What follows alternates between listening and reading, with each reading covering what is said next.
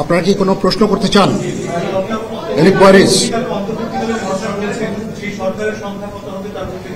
এখনো এটা না, এটা খুব আর্লি স্টেজ। আমরা যাব মহামান্য রাষ্ট্রপতির সাথে যে আলাপ আলোচনার মাধ্যমে এটা আমরা করব। আজকে এখানে জামাতের আমির ছিলেন, আমাদের বিএনপির শীর্ষস্থানীয় নেতৃবৃন্দ এখানে ছিলেন, জাতীয় পার্টির নেতৃস্থানীয় নেতৃবৃন্দ এখানে ছিলেন, এবং সুশীল সমাজ এবং এখানে ডক্টর আসিফ নজরুল উনি নিজেও ছিলেন এখানে, এবং উনি আমার সামনেই উনি সমস্ত ছাত্রদেরকে একটা সুন্দর বার্তাও দিয়েছেন, এবং আমি আশা করি যে ছাত্ররা সেই বার্তা শুনে ওরা কথা ওনাকে সবাই শ্রদ্ধা করে, ছাত্ররা শ্রদ্ধা করে, ওনার এই বার্তা শুনে তারা এই পরিস্থিতি নিয়ন্ত্রণে নিয়ে চলে আসবে এবং আমরা একটা সুন্দর একটা পরিস্থিতির দিকে আমরা এগিয়ে যাব ইনশাআল্লাহ।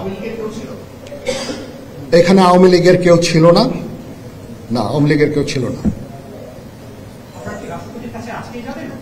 হ্যাঁ আজকে, বিকজ আমাদের এই সময় নাই, এটা একটা বিশেষ একটা পরিস্থিতি, আমরা আজকে যে এই পরিস্থিতি এটা একটা আমরা একটা নিয়ন্ত্রণ নিয়ে আসবো। সেনাবাহিনী শান্তি শৃঙ্খলা বজায় রাখার কাজ চালিয়ে যাবে এবং আপনাদের সবার দায়িত্ব, ছাত্রদের দায়িত্ব, রাজনৈতিক নেতৃবৃন্দ এবং রাজনৈতিক কর্মীদের দায়িত্ব হচ্ছে সেনাবাহিনীকে সাহায্য করা, এবং আপনারা মিডিয়ার মাধ্যমে আমাদেরকে এই যে একটু আমাদের সাহায্য করেন, সুতরাং আমরা তাহলে এই পরিস্থিতি নিয়ন্ত্রণ সহজেই নিয়ে আসতে পারব। না, যদি দেশটা শান্ত হয়ে যায় তাহলে আর কারফিউর কোনো প্রয়োজন নাই, কোনো জরুরি অবস্থার প্রয়োজন নাই, কোনো কারফিউর প্রয়োজন নাই, কোনো গোলাগুলির প্রয়োজন নাই। আমি আদেশ দিয়ে দিয়েছি সেনাবাহিনী কোনো গোলাগুলি করবে না, পুলিশ কোনো গোলাগুলি করবে না। আমি আশা করছি যে আমার এই বক্তব্যের পরে পরিস্থিতি উন্নতি হবে, আমরা একটা সুন্দর পরিবেশের দিকে যাচ্ছি।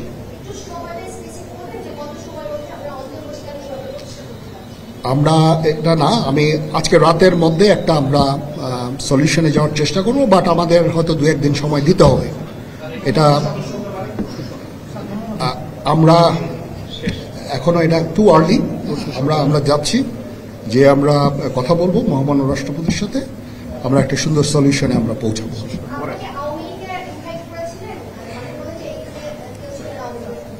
পরিস্থিতি ছিল খুব কম, সময় খুব কম ছিল। আমি যাদেরকে পেয়েছি অনেককেই আমি বলেছি, সবাই হতেন, বাট প্রধান রাজনৈতিক দলের সমস্ত নেতৃস্থানীয় নেতৃবৃন্দরা এখানে ছিলেন, তাদের সাথে আমি কথা বলেছি এবং ওনারা সবাই আমাদের এই প্রস্তাবে, এই যে আমরা যে আলোচনা করছি, সবাই এটাতে রাজি হয়েছেন। এখানে মমিনুল হক সাহেব ছিলেন, এখানে জামাতের আমির ছিলেন, জুনায়েদ সাকি উনি ছিলেন, তারপরে ডক্টর আসিফ নজরুল ছিলেন।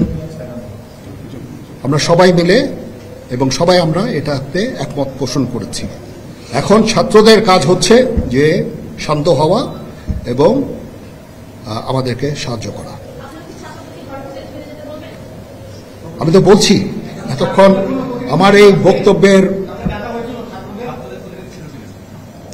ছাত্রদের প্রতিনিধি বলতে আমি এখন ওনাদের কাউকে পাইনি। আমি ডক্টর আসিফ নজরুলকে রিকোয়েস্ট করেছি, যেহেতু ওনাকে ছাত্ররা শ্রদ্ধা করেন এবং উনিও একটা সুন্দর একটা ভিডিও মেসেজ উনি দিয়েছেন ছাত্রদের জন্য।